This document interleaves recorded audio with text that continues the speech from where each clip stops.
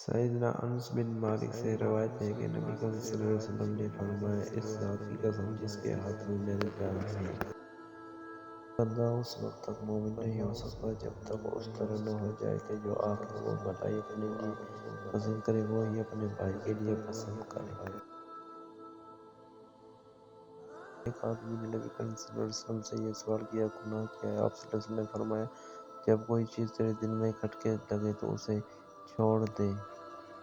اس نے کہا، ایمان کیا ہے؟ آپ صلی اللہ علیہ وسلم نے فرمایا، جب تیری برائی تجھے بری لگے اور تیری نیکی تجھے خوش کر دے تو مومن ہو گیا۔ سیدنا ابو موسیٰ اشعری سے مروی ہے کہ رسول اللہ صلی اللہ علیہ وسلم نے فرمایا، جو نیکی کرے گا خوش ہوگا اور برائی کرے گا پریشان ہوگا، وہ مومن ہے۔